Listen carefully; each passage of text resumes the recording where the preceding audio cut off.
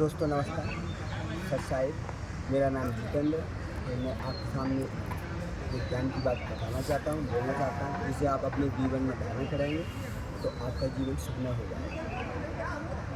ध्यान से सुनिए ये बात। सुरापान मद मांसाहारी और गमन करे भोगे पर नारी, 70 जन्म कटेंगे शीशम, साक्षी साहिब है जगदीशम। दोस्तों मैं इसका उदाहरण आपको बताता हूँ।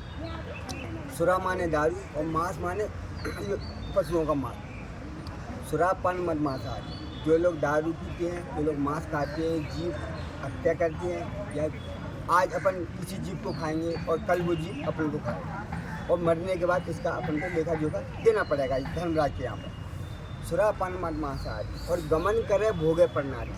गमन करे भोगे पर नारी का मतलब ये है कि हम अपनी पत्नी को छोड़कर, हम अपनी जीवन सखी को छोड़कर, हम अपनी वाइफ को छोड़कर किसी और लेडी के साथ में संभोग करते हैं, विषय वासना करते हैं, तो ये हम अपने आप से चीट कर रहे हैं, अपनी बीवी से धोखा दे रहे हैं, अपने भाई को धोखा दे रहे हैं, अपने घर वालों को धोखा दे रहे हैं। धोखा दे रहे हैं कि दे रहे हैं?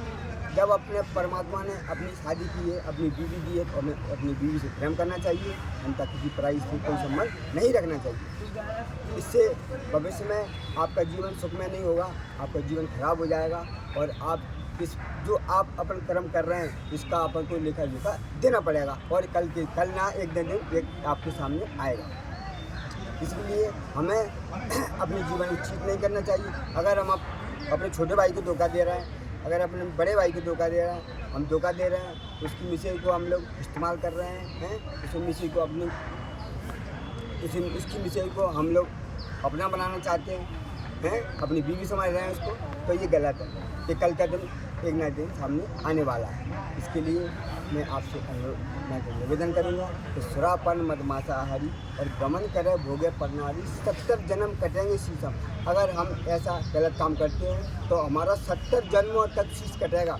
70 जन्म कटेंगे शीशम और साक्षी साहिब है जगदीशम। साक्षी साहिब परमात्मा के आगे, परमात्मा के यहाँ पे सबका लेखा जोखा है। हमें 70 जन्म अपने शीश कटवाना पड़ेंगे। अब शीश कटने का मतलब आपने देखा है, किसी जीव की गुदी कट रही हो, किसी जीव की गर्दन कट रही हो, जब आप उसको देखिए कितना दर्द, कितना दुख, कितना दर्द होता है। आप उस चीज़ को महसूस कीजिए, अपने जीवन में धारण कीजिए, बहुत अच्छी बात है। इस पे आप सोचिए, विचारिए, सत्य के मार्ग पर चलिए, धर्म के रास्ते पर चलिए।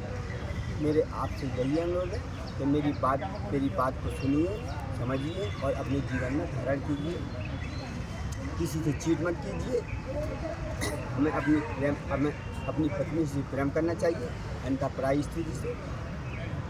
दोस्तों जब आदमी विश्वास करता है और विश्वास उसका टूट जाता है तो विश्वास जमाने के लिए पूरी ज़िंदगी लग जाती है। दोस्तों जब भी विश्वास जम नहीं पाता, जो विश्वास आदमी एक दूसरे पर करता है, जो विश्वास आदमी एक दूसरे पर करता है, अपने भाई पर विश्वास करता है, अपने छोटे भाई पर विश्वास करता है, बड़े भाई पर विश्वास करता है, लेकिन बड़े भाई अगर किसी आपको चीट कर रहा है, आपको धोखा दे रहा है, तो विश्वास जमाने के लिए पूरी ज़िंदगी लग जाती है। दोस्तों इसके लिए मैं आपसे कहना चाहता हूँ, मेरी बात को सुनिए, समझिए और अपने जीवन में धारण कीजिए। सत्य के मार्ग पर चलिए, धर्म के रास्ते पर चलिए।